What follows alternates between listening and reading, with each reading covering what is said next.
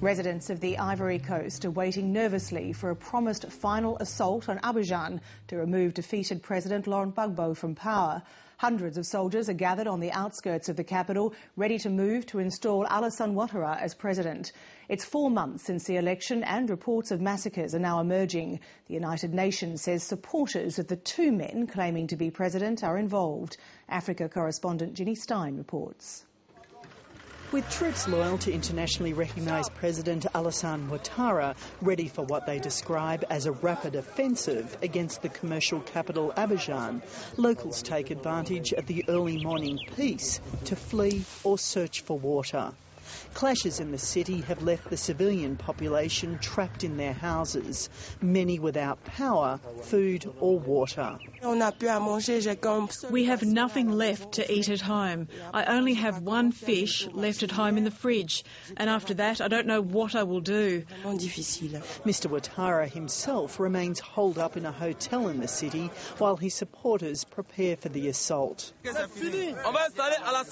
It's over. We will install Ouattara. They're closing in on forces loyal to Laurent Gbagbo, the man who's refusing to give up the presidency despite losing Ivory Coast's election.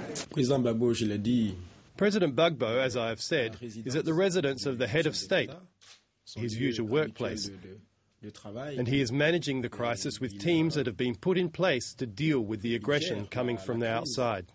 Many fear the assault could end with a massacre similar to those seen in the west of the country. These Red Cross volunteers in the regional centre of Dekwe have already buried hundreds of bodies, and they're continuing to find more. Aid agencies say up to 1,000 people died when the town was overrun by forces loyal to the internationally backed president Alassane Ouattara. This UN soldier confronts two members of those forces. He tells them, no more killing. If you take a prisoner, you must give him to the authorities. But they deny taking part in the massacre and blame the carnage on militia groups fighting each other. The UN Secretary-General has called on Mr Ouattara to investigate the incident to find the truth. Troops in control of the town say they've nothing to hide. I think that we call people to come here and make investigation, and after we can read together the conclusion. In the city of Abidjan, it is French troops who are asserting control. They've taken over the city's airport and bolstered their commitment to the UN mission, flying in another 500 troops. But some say France is meddling in the internal affairs of the Ivory Coast, and its actions since the election are only adding to the tensions. La politique de la France amène dans cette région. The policy that France has been following in the region leads it to be an accomplice in crimes against humanity and war crimes.